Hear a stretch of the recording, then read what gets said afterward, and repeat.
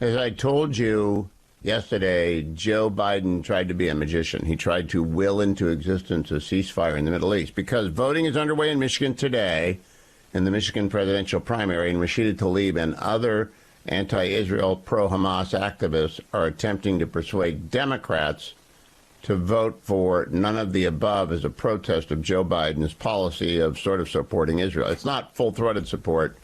He's trying to impose a ceasefire on Israel. So I was listening yesterday, and by the way, the reports this morning in Israeli media are both Hamas and Israel say, hey, this is not happening. We're not close.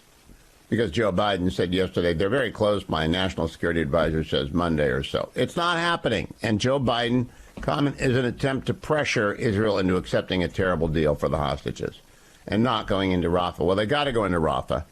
Everybody in Israel. But rather than have me tell you this, I was listening to Henry Olsen on the Commentary podcast yesterday, analyze with John Podhoretz and Seth Mandel and Abe Greenwald the South Carolina primary results, and it's for 50 minutes. It's fascinating. It's fascinating. I sold a lot of you on the Commentary podcast, and you're hooked now.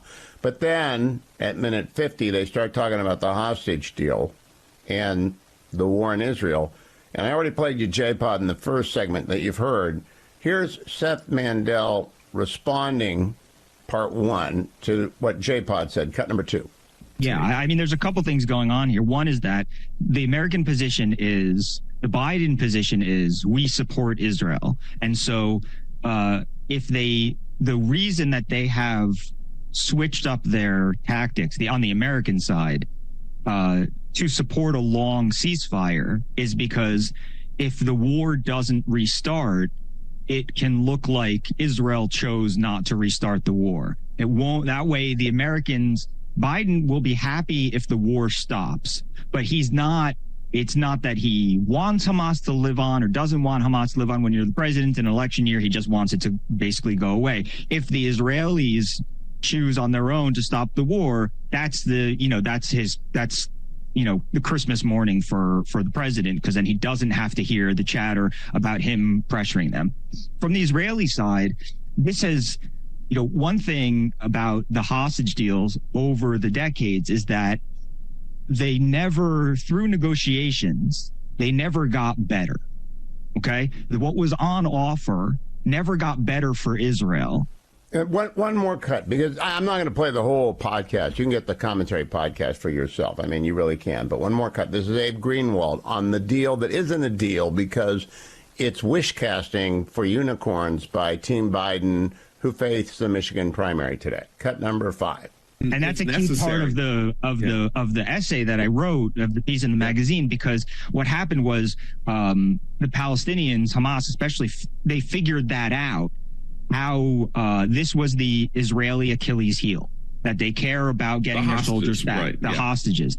And so this, they turned that. Hamas was not the first to get a big deal, but Hamas figured out that this was a way, if they could revolve the conflict more around this central focal point of the one thing that gives them an advantage, a strategic advantage. That would be the smart thing to do, and they did it. And so what they built in Gaza was an underground city where you could hold, these guys, and they focused their intelligence towards it and whatever. Yeah.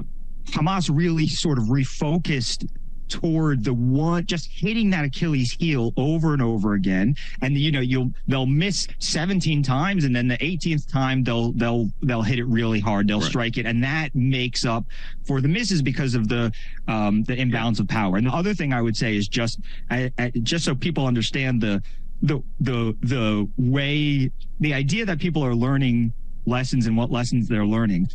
Everybody involved here is the same person as has been involved in the past, right? So we mentioned the Gilad Shalit trade in 2011. That was Bibi Netanyahu. Now it's 13 years later, and Bibi Netanyahu is prime minister again and again considering this. The Gilad Shalit deal, Yahya Sinwar, who is the head of Hamas, at least militarily and strategically, and was the mastermind of the October 7th attacks, was released as part of that deal. Gilad Shalit was kidnapped by a cell operated by Yahya Sinwar's brother. So Sinwar's brother got him out of jail. Right. And then in the 90s, when I mentioned recently Nachshon Waxman was the previous one before Gilad Shalit. Guess who kidnapped Nachshon Waxman? It was a cell run by Yahya Sinwar. So it is literally the same people, not just that we've seen this all before, but we... So did anyone else know that? Seth Mandel's really smart. I did not know that. That's in yesterday's commentary podcast, and this captive bargaining stuff Israel has been through before, and I did not know that the Sinwars were behind it. 2 rounds going back to the 90s.